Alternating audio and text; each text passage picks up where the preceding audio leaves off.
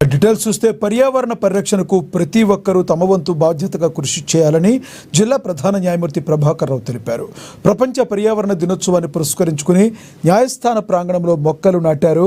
వాతావరణ సమతుల్యతలో మొక్కలు కీలక పాత్ర పోషిస్తాయని, వాటి సంరక్షణపై ప్రతి ఒక్కరూ దృష్టి సారించాలని తెలిపారు. పర్యావరణ పరిరక్షణలో కోర్టులు సైతం ఎంతో కీలకంగా వ్యవహరిస్తున్నాయని పలు కేసులను ఉదహరించారు. ప్రతి ఒక్కరూ మొక్కలు పెంచడంతో పాటుగా చెట్ల నరికివేతను అడ్డుకట్ట వేయాలని సూచించారు.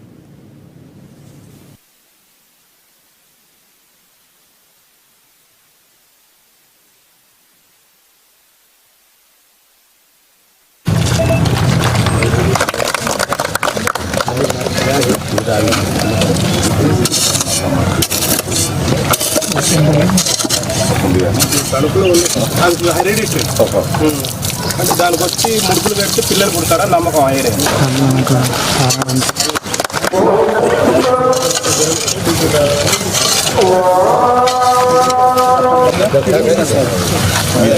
నిమ్మ చెట్టు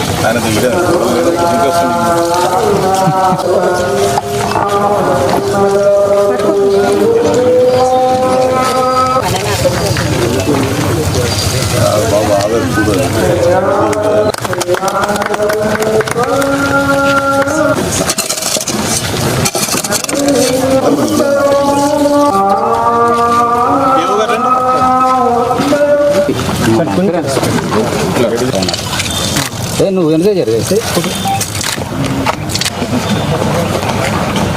Welcome all of you on the occasion of World National District Judges. On this occasion, now I World Environment Day. Yes, sir.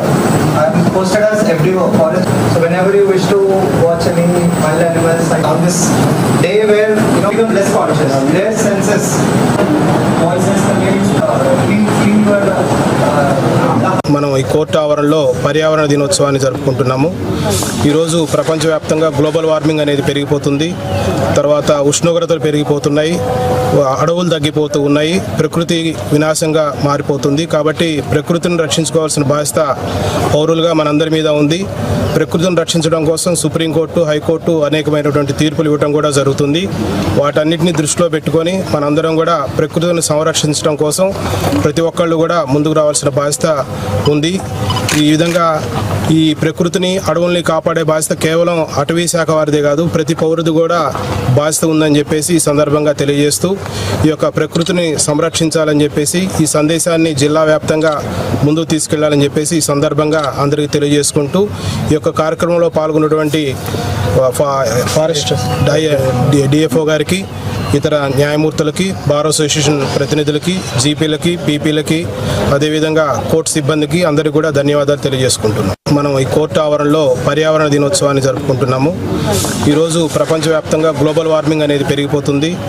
తర్వాత ఉష్ణోగ్రతలు పెరిగిపోతున్నాయి, అడవులు తగ్గిపోతూ ఉన్నాయి, ప్రకృతి వినాశంగా మారిపోతుంది. కాబట్టి ప్రకృతిని రక్షించుకోవాల్సిన బాధ్యత పౌరులుగా మనందరి మీద ఉంది. ప్రకృతిని రక్షించడం కోసం సుప్రీంకోర్టు, హైకోర్టు అనేకమైనటువంటి తీర్పులు ఇవ్వడం కూడా జరుగుతుంది.